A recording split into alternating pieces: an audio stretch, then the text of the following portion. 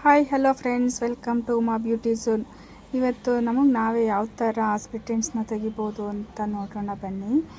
ಹೇರ್ನ ಸ್ವಲ್ಪನೇ ತೊಗೊಂಡು ಎರಡು ಬೆರಳು ಮಧ್ಯದಲ್ಲಿ ಹೇರ್ನ ಇಟ್ಕೊಂಡು ಇದು ಮಾಡಿದ್ರೆ ಅದು ಅಷ್ಟೇ ಮೇಲೆ ಎದ್ದೇಳುತ್ತೆ. ಅಂದರೆ ಸ್ಪ್ಲಿಟ್ ಆಗಿರೋಂಥ ಹೇರ್ ಮೇಲೆ ಬರುತ್ತೆ, ಅಂದರೆ ಕಟ್ಟಾಗಿರುತ್ತೆ ಅಲ್ವಾ ಮೊದಲೇ, ಅದು ಮೇಲೆ ಬರುತ್ತೆ. ಅದನ್ನು ಟ್ರಿಮ್ ಮಾಡ್ತಾ ಹೋಗಬೇಕು. ಸ್ಪ್ಲಿಟ್ ಎಂಡ್ಸ್ ಏನಕ್ಕೆ ತೆಗಿಬೇಕು ಅಂತಂದರೆ ಆಗಾಗ್ಗೇ ಸ್ಪ್ಲಿಟ್ ಎಂಡ್ಸ್ ತೆಗಿತಾ ಇದ್ದರೆ ಹೇರ್ ತುಂಬ ಚೆನ್ನಾಗಿ ಗ್ರೋತ್ ಆಗುತ್ತೆ. ಮತ್ತು ಅದು ಸೀಳ್ಕೊಂಡಿರೋ ಹೇರ್ ಏನಾಗುತ್ತೆ ಅಂದರೆ ಸ್ಟ್ರೆಂತ್ ಕಳ್ಕೊಳುತ್ತೆ, ಅಂದರೆ ಮುಂದಕ್ಕೆ ಹೇರು ಗ್ರೋತ್ ಆಗೋಕ್ಕೆ ಹೆಲ್ಪ್ ಮಾಡಲ್ಲ. ಸೊ ಅದರಿಂದ ಆಗಾಗ್ಗೇ ಹೇರ್ನ ಟ್ರಿಮ್ ಮಾಡ್ತಾ ಇರಬೇಕು. ತುದಿಲೂ ಅಷ್ಟೇ, ಕೆಳಗಡೆ ಹೇರು ಆಗಾಗ್ಗೆ ಟ್ರಿಮ್ ಮಾಡ್ತಾಯಿದ್ರೆ ಸ್ಪ್ಲಿಟ್ ಎಲ್ಲ ಹೋಗುತ್ತೆ, ತುಂಬ ಹೇರ್ ಚೆನ್ನಾಗಿ ಬೆಳೆಯುತ್ತೆ. ಇಲ್ಲಾಂದರೆ ಅಲ್ಲಿಗೆ ಕಟ್ಟಾಗುತ್ತೆ. ಅಂದರೆ ಬುಡದಿಂದ ಅಲ್ವಾ ಬರೋದು ಹೇರು, ಹೆಂಗೆ ಕೆಳಗಡೆಯಿಂದ ಬೆಳೆಯುತ್ತೆ ಅಂತ ನೀವು ಕೇಳ್ಬೋದು. ಕೆಳಗಡೆ ಬೆಳೆಯೋದೇನಾಗುತ್ತೆ ಅಂದರೆ ಅಲ್ಲಿ ಕಟ್ಟಾದರೆ ಮುಂದಕ್ಕೆ ಬೆಳೆಯೋದು ನಿಮ್ಗೆ ಗೊತ್ತೇ ಆಗಲ್ಲ ಅಲ್ವಾ. ನೆತ್ತಿಯಿಂದ ಬರುತ್ತೆ ಹೇರು, ಬರೋದು ಕೆಳಗಡೆ ಅಲ್ಲೇ ಕಟ್ಟಾಗ್ತಾಯಿದ್ರೆ ತುಂಬ ಶಾರ್ಟ್ ಆಗ್ತಾನೆ ಇರುತ್ತೆ.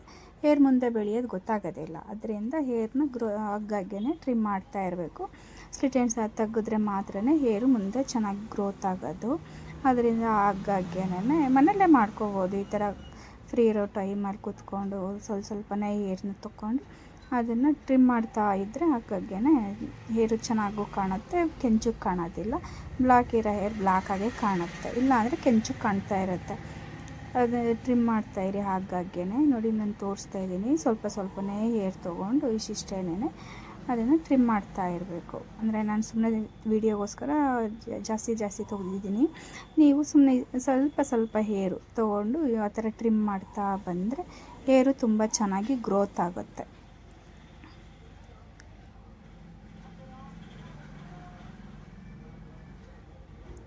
ಅಂದರೆ ಹುಷಾರಾಗಿ ಮಾಡಬೇಕು. ಸಿಸರ್ ಏನಾದರೂ ಹೇರ್ಗೆ ಹೋಯ್ತಂದರೆ ಹೇರ್ ಕಟ್ಟಾಗಿ ಹೋಗ್ಬಿಡುತ್ತೆ.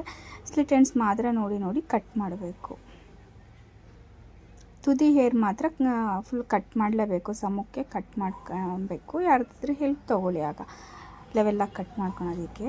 ಇದು ಸ್ಪ್ಲಿಟ್ ಎಂಡ್ಸ್ ಮಾತ್ರ ನೀವೇ ಮಾಡ್ಕೋಬೋದು. ಹಾಗಾಗಿ ಕೆಳಗಡೆ ತುಂಬ ಆಗಿರುತ್ತೆ ಸ್ಪ್ಲಿಟ್ಟು, ಮೇಲೆಲ್ಲ ಆಗೋದು ಕಮ್ಮಿ, ಸ್ವಲ್ಪ ಮೇಲೆ ತುದಿಲಿ ಜಾಸ್ತಿ ಆಗುತ್ತೆ ಸ್ಪ್ಲಿಟ್ಟು. ಮತ್ತು ಆಯಿಲ್ನ ಅಪ್ಲೈ ಮಾಡಲೇಬೇಕು ನೀವು ಆಗಾಗ್ಗೇ. ಸ್ಪ್ಲಿಟ್ ಎಂಡ್ಸ್ ಏನಕ್ಕಾಗುತ್ತೆ ಅಂದರೆ ಗಾಳೀಲಿ ಹೇರ್ ಬಿಡೋದು, ಮತ್ತು ಗಾಡಿಗಳಿಗೆಲ್ಲ ಓಡಾಡಬೇಕಾದ್ರೆ ಫ್ರೀ ಹೇರ್ ಬಿಟ್ಕೊಂಡು ಹೋಗೋದು, ಮತ್ತು ಸ್ನಾನ ಮಾಡಿ ಬೇಗ ನೀರು ಹಾರ್ಕೊಳ್ಳಿ ಅಂತ ಕೊಡುವುದು, ಈ ಥರ ಎಲ್ಲ ಮಾಡಿದ್ರೆ ಆಗ ಸ್ಪ್ಲಿಟ್ ಆಗೇ ಆಗುತ್ತೆ. ಮತ್ತು ಸ್ನಾನ ಮಾಡಿ ಒಂದು ಕಾಟನ್ ಟವಲ್ನ ಕಟ್ಟಿದ್ರೆ ಅದರಷ್ಟಕ್ಕೆ ಅದೇ ನೀರೆಲ್ಲ ಹೀರ್ಕೊಳುತ್ತೆ, ಮತ್ತು ಗಾಳಿಗೆ ಬಿಟ್ಟರೆ ಅಚ್ಚುಕಟ್ಟಾಗಿ ಹಾರ್ಕೊಳುತ್ತೆ. ಆಮೇಲೆ ಕೂಮ್ ಮಾಡ್ಕೋಬೋದು. ಬೇಗ ಹಾರ್ಕೊಳ್ಳಿ ಅಂತ ಹೇಳ್ಬಿಟ್ಟು ನೀವೇನು ಮಾಡ್ತೀರಾ, ಚೆನ್ನಾಗಿ ಕೊಡುತ್ತೀರಾ. ಮತ್ತು ಹಾಗಾಗಿ ಶಾಂಪು ಚೇಂಜ್ ಮಾಡೋದು ಅದೆಲ್ಲ ಮಾಡಬಾರ್ದು. ನೀವು ಕಂಟಿನ್ಯೂಸ್ ಆಗಿ ಯಾವ ಶಾಂಪು ಯೂಸ್ ಮಾಡ್ತಾ ಇರ್ತೀರೋ ಅದನ್ನೇ ಮಾಡಿ. ಇವಾಗ ಈ ತಿಂಗಳು ಒಂದು ತೊಗೊಳ್ಳೋದು ಮತ್ತು ನೆಕ್ಸ್ಟ್ ಮಂತ್ ಇನ್ನೊಂದು ತೊಗೊಳ್ಳೋದು, ಈ ಥರ ಮಾಡ್ತಾ ಬಂದರೆ ಹೇರೂ ಹಾಳಾಗುತ್ತೆ. ಯಾವುದು ಕಂಟಿನ್ಯೂಸ್ ಆಗಿ ಯಾವ್ದು ಯೂಸ್ ಮಾಡ್ತಾ ಇರ್ತೀರೋ ಅದನ್ನೇ ಕಂಟಿನ್ಯೂ ಮಾಡಬೇಕು. ಪದೇ ಶಾಂಪು ಇದನ್ನೆಲ್ಲ ಚೇಂಜ್ ಮಾಡಬಾರ್ದು. ನನ್ನ ಕಸ್ಟಮರ್ಸ್ ಹೇಳ್ತಾ ಇದ್ದಾರೆ, ಅಕ್ಕ ತುಂಬ ಹೇರ್ ಫಾಲ್ ಆಗುತ್ತೆ, ಏನು ಮಾಡೋದು ಅಂತ ಅಂತಾರೆ. ಅದರಿಂದ ಹೇಳ್ತಾ ಇದ್ದೀನಿ, ಶಾಂಪು ಆಗಾಗ್ಗೆ ಚೇಂಜ್ ಮಾಡಬೇಡಿ, ಆಯಿಲ್ ಚೇಂಜ್ ಮಾಡಬೇಡಿ. ಆ ಆಯಿಲಿಂದ ಹೇರ್ ಗ್ರೋತ್ ಆಗುತ್ತೆ, ಈ ಆಯಿಲಿಂದ ಗ್ರೋತ್ ಆಗುತ್ತೆ, ಅದೆಲ್ಲ ಸುಳ್ಳು. ಯಾವುದೇ ಆಯಿಲ್ ಯೂಸ್ ಮಾಡಿದ್ರೂ ಒಂದು 5 ಮಿನಿಟ್ಸು ಮಸಾಜ್ ಕೊಡಿ ಹೇರಿಗೆ, ಇದಕ್ಕೆ ರೂಟ್ಸಿಗೆ. ಆಗ ಆಟೋಮೆಟಿಕ್ಕಾಗಿ ಹೇರ್ ತುಂಬ ಚೆನ್ನಾಗಿ ಗ್ರೋ ಆಗುತ್ತೆ. ಇಲ್ಲ ಅಂದರೆ ಸುಮ್ಮನೆ ಹಚ್ಬಿಟ್ಬಿಟ್ರೆ ಅದು ಗ್ರೋ ಆಗೋಲ್ಲ. ಮತ್ತು ಇನ್ನೊಂದು 2-3 ದಿನ ವಾಶ್ ಮಾಡ್ದಂಗೆ ಇರಬಾರ್ದು. ಆಯಿಲ್ ಅಪ್ಲೈ ಮಾಡಿದ್ಮೇಲೆ ನೈಟ್ ಅಪ್ಲೈ ಮಾಡಿದ್ರೆ ಮಾರ್ನಿಂಗ್ ಎದ್ದು ವಾಶ್ ಮಾಡಬೇಕು. ಆಗ ಹೇರ್ ತುಂಬ ಚೆನ್ನಾಗಿರುತ್ತೆ, ಸಿಲ್ಕಿ ಆಗಿರುತ್ತೆ. ಒಬ್ಬೊಬ್ಬರು ಸ್ನಾನ ಮಾಡಿದ ಮಕ್ಕೆ ಮಾಡ್ತಾ ಇರ್ತಾರೆ, ಅದು ತಪ್ಪು. ಅದು ವಾರದಲ್ಲಿ 2-3 ಸರಿ ತಲೆ ಸ್ನಾನ ಒಳ್ಳೆಯದಷ್ಟೇ. ಯಾವಾಗಲೂ ಮಾಡಬಾರ್ದು ತಲೆಗೆ ಸ್ನಾನನ. ಈ ಥರ ಎಲ್ಲ ಮಾಡಿದ್ರೆ ತುಂಬ ಹೇರು ಚೆನ್ನಾಗಿರುತ್ತೆ. ಯಾರೆಲ್ಲ ನನ್ನ ವೀಡಿಯೋಸ್ ನೋಡ್ತಾ ಇದ್ದೀರಾ ಅವರೆಲ್ಲ ಲೈಕ್ ಮಾಡಿ, ಶೇರ್ ಮಾಡಿ, ಕಮೆಂಟ್ಸ್ ಮಾಡಿ. ಮತ್ತು ಯಾವುದಾದ್ರೂ ಹೊಸ ವೀಡಿಯೋ ಬೇಕಂದರೆ ಕಮೆಂಟ್ ಬಾಕ್ಸಲ್ಲಿ ಕಮೆಂಟ್ಸ್ ಹಾಕಿ.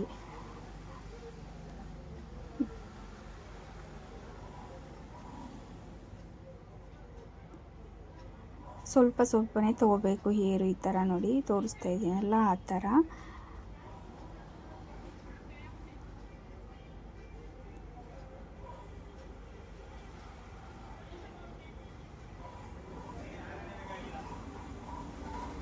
ತಲೆ ಕೂದಲು ಕೊಡುವುದ್ರೆ ಏನಾಗುತ್ತೆ ಅಂದರೆ, ಅದು ಸ್ನಾನ ಮಾಡಿದಾಗ ಬಿಸಿ ನೀರಲ್ಲಿ ಸ್ನಾನ ಮಾಡಿರ್ತೀರ, ಅದೇನಾಗುತ್ತೆ ಸೀಳ್ಕೊಳೋ ಚಾನ್ಸ್ ತುಂಬ ಇರುತ್ತೆ ನೀವು ಕೊಡುವುದಾಗ. ಅದರಿಂದ ಹೇರನ್ನ ಕೊಡಬಾರ್ದು.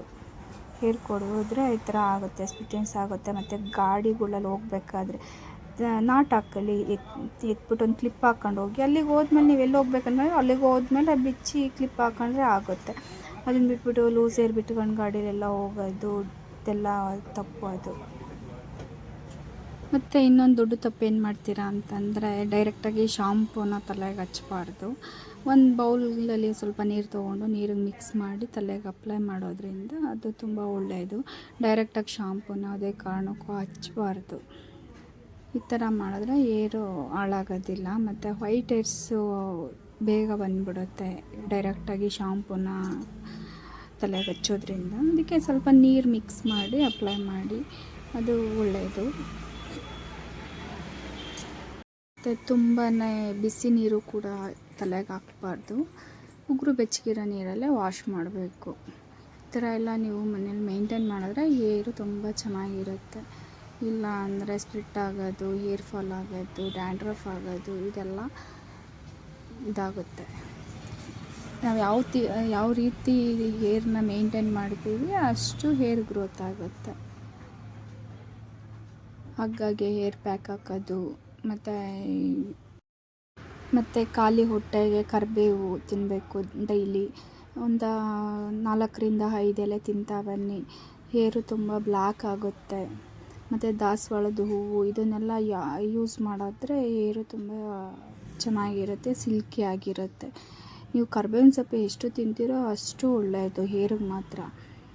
ಈ ಥರ ಎಲ್ಲ ಮೇಂಟೈನ್ ಮಾಡಿದ್ರೆ ಆರಾಮ್ಸೆ ಸ್ಪ್ಲಿಟ್ ಎಂಡ್ಸು ಎಲ್ಲ ಕಮ್ಮಿ ಆಗುತ್ತೆ.